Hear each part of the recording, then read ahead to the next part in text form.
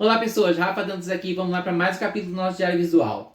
Analisando a entrevista dessa edição, eu vou trazer para vocês um questionamento. Será que toda representatividade em obras televisivas é válida? Vamos ver isso. Só que antes de começar esse capítulo, eu vou pedir de sempre, dá um pulo aqui embaixo, se inscreve no canal, deixa aquele like, ativa as notificações e vamos lá.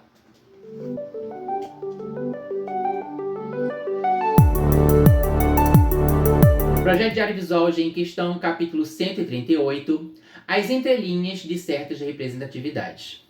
A primeira década após anos 2000 foi alimentada por um boom de personagens gays em obras televisivas de diversas emissoras brasileiras. Por melhores que sejam as intenções, na superfície, de tentar retratar vivências LGBTs, ainda fica muito nítido o distanciamento de uma realidade verossímil quando muitos autores demonstram certo receio em se aprofundar nas histórias de seus personagens, seja por medo de retaliação do público ou por falta de liberdade das próprias emissoras. Mas como de boas ações já dizia o ditado, o inferno está cheio, foi de se estranhar que a emissora do Bispo, a Record, em 2009, do nada decidiu seguir por esse caminho também e colocar um homossexual em sua obra, o Danilo, de Caminhos do Coração, interpretado pelo Cláudio Heinrich, que foi o entrevistado dessa edição. Por mais que em sua entrevista percebamos as melhores das intenções em respeitar o papel que estava interpretando e o público ao qual ele representava, me soa meio inocente ele não perceber a real função para a qual o seu personagem foi criado, levando-se em consideração seu arco na trama da emissora evangélica. Com Robocop gay de Mamonas Assassinas como trilha sonora do seu personagem, que além de estereotipado ao extremo, se furtava do enrustimento para mentir e enganar pessoas, mesmo trazendo para a vida real, jamais alguém cairia em tal fingimento, vista a tamanha afetação exigida sobre a atuação do profissional. Eu nem acho que o ator tenha culpa, até porque ele pode ter aceitado o papel pensando que seria uma coisa e os roteiristas mudarem os rumos da história no decorrer da trama. Não é toda representatividade que é válida, até porque em certas ocasiões não existe a intenção de representar nada além de uma falsa realidade que está mais intencionada em difamar vivências, ainda mais vinda de uma emissora conservadora, do que trazer luz para vidas que merecem muito mais respeito que essas pessoas realmente têm a intenção de dar. E agora a pergunta do Rafa. Pensando em filmes e séries de TV, você se lembra de algum personagem LGBT verossímil que não seja caricato? Eu não vou falar dos dias de hoje, porque nos dias atuais incontáveis. Tem realmente muito personagem LGBT sendo feito de forma bem realista. Eu vou levar lá para os anos 90, apesar de muita gente já levantar certas problemáticas a respeito de transexualidade que foram lidadas dentro da série, que é Friends, e por mais que elas não fossem do arco principal, mas eram próximas do personagem principal, que era o Ross, a ex-mulher dele, a Carol, era uma lésbica. Isso você pensar que a série foi criada em 1994. Ela era uma lésbica que tinha um relacionamento, elas não eram caricatas de forma alguma, elas tinham uma relação super afetuosa, a série mostrava isso, elas criavam um filho juntos, foi o filho que a Carol acabou gerando junto com o Ross, e elas criavam a criança juntos. Elas naquela época já mostravam um respeito pela diversidade enorme dentro da criação, na própria criação da criança, que ele gostava de brincar de boneca, de coisa de meninas, e elas não limitavam a criança, elas já criavam o Ben num ambiente completamente aberto à diversidade e não moldado ao gênero, como a gente vê coisa de menino, coisa de menina. A série abordou o casamento lésbico dentro da trama, e você via que no casamento lésbico elas tinham muitas amigas lésbicas, e nessas amigas lésbicas eles mostravam, toda a gama de personalidades e de estereótipos que existem, no universo gay, que não era só a mulher feminina, porque tinha medo de mostrar a lésbica mais de caminhoneira, Elas tinham todos os tipos de amigas, e mostra essa relação de aceitação do Ross com a homossexualidade da mulher dele, que em certo momento que os pais dela se negaram a entrar com ela no altar porque ele ia estar se casando com uma mulher. O Ross mesmo, ainda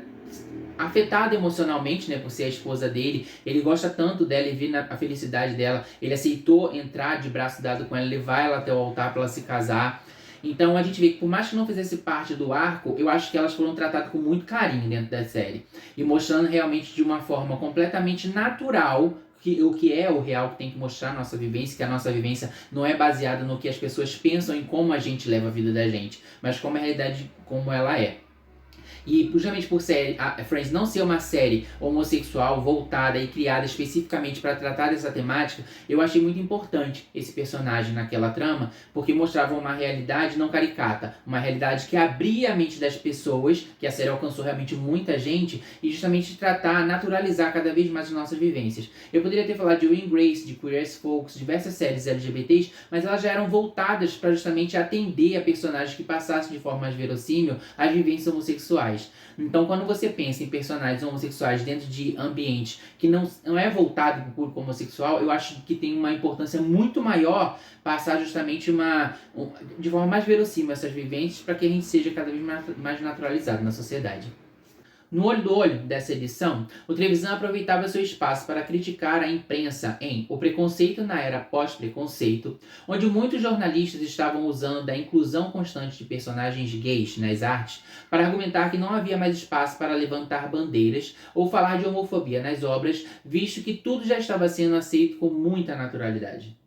Isso só mostra a audácia da parcela heteronormativa da sociedade que pensa que ao servir migalhas artísticas aos LGBTs, já é motivo suficiente para não precisar ter mais lutas e falar sobre a realidade crua da homofobia que ainda é existente sim até os dias de hoje. Na sessão Fechação, a Silvete Montilla entrevistou a atriz Rosi Campos e em Arrasa na Balada, uma matéria falando sobre a popularidade do esquenta que muitas vezes fazia com que a agitação da noite acontecesse ali mesmo. Em Mundo G, a notícia é que a Fractal Edições agora também era responsável por mais uma publicação voltada para o público gay, a revista Dom, de outro modo, que nesse mês estampava a capa com o Kaique Brito. Quase que um anúncio do garoto da capa da próxima edição, a seção Beleza trouxe um clique lindo, feito pelo Moisés Pazianotto, do modelo Ricardo Villani, que também foi quem fotografou ele para a revista do próximo mês. Agora chegando mesmo nos ensaios, só que antes vou pedir, dá um pulinho aqui embaixo, se inscreve no canal, já deixa aquele like e ativa as notificações. O melhor do G Online trouxe o modelo e gogoboy paulista, natural de Campinas, de 24 anos, Rafael Ponte, que depois de muito tempo se dedicando à vida na noite e aos concursos fitness, largou tudo e construiu vida na Austrália, no ramo da construção civil, e hoje em dia dá dicas de como levar a vida lá através do Facebook Brasileiros Vivendo na Austrália. Eu vou até deixar um link de uma entrevista dele que eu encontrei no YouTube, ele falando a respeito de como é a vivência lá e dicas para as pessoas que estão tentando levar a vida lá. Na seção Lolitos, o modelo de 21 anos, 1,70 m de altura, Douglas Silva, personificou um estudante em seu ensaio clicado pelo fotógrafo, que também foi capa da G Magazine, e nosso entrevistado das 5 perguntas do Rafa, o Vander Rodrigues, que eu vou até deixar o link da entrevista dele aqui para vocês darem uma relembrada.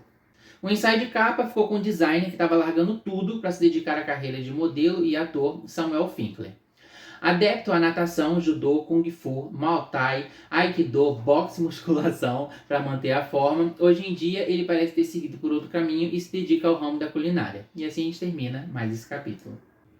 Antes de vocês irem embora, eu só quero que vocês digam aqui para mim, nos comentários, quais personagens, tipo assim, que já apareceu em novela ou em filme LGBT que poderia nem ter existido. Para vocês. Comenta aqui que eu quero saber, para ver até se eu já vi essas obras aí, ver se eu concordo com vocês ou até adicionar alguns. Antes de vocês ir embora, eu queria pedir só para vocês darem um pulo aqui embaixo, se inscrever no canal, deixar aquele like, ativar as notificações. Meu Instagram tá aqui embaixo se quiser interagir comigo por lá. Comenta bastante, compartilha o vídeo e a gente se vê na semana que vem. Até já já.